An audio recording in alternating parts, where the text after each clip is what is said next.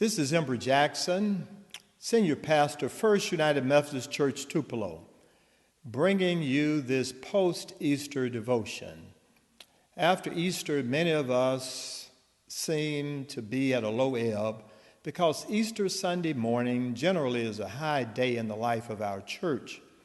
The following days after Easter are low because the attendance is down. People seem not to be as excited as usual. But I'd like to share a scripture with you that perhaps will help us as we transition from the Easter celebration to the post-Easter time in the life of the church. It's from the Gospel of John, beginning with chapter 20, verse 30, and is entitled, "The Purpose of This Book." And now Jesus did many other signs in the presence of his disciples, which are not written in this book. But these are written so that you may come to believe that Jesus is the Messiah, the Son of God, and that through believing in him, you may have life in his name.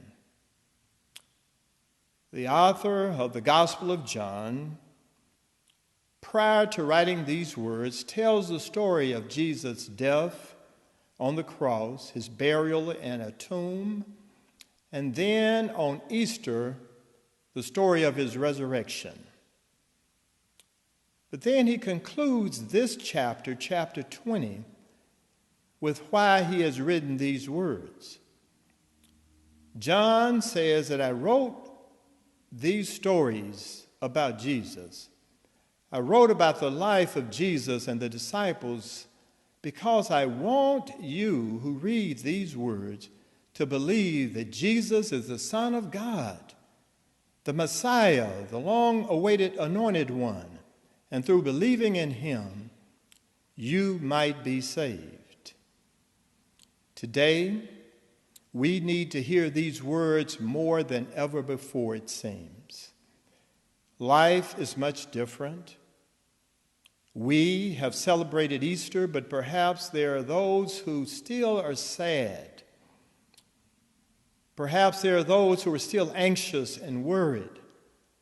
But John, in his gospel today, reminds us that he wrote these words about Jesus and the disciples and the miracles that Jesus performed.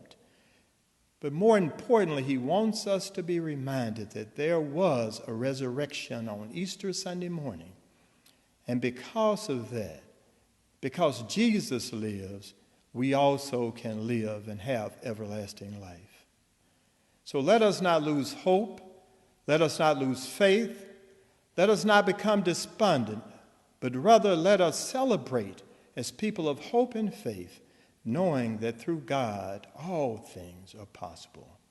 This is our devotion for today, and may God continue to bless and watch over each and every one of you. Amen, amen, and amen.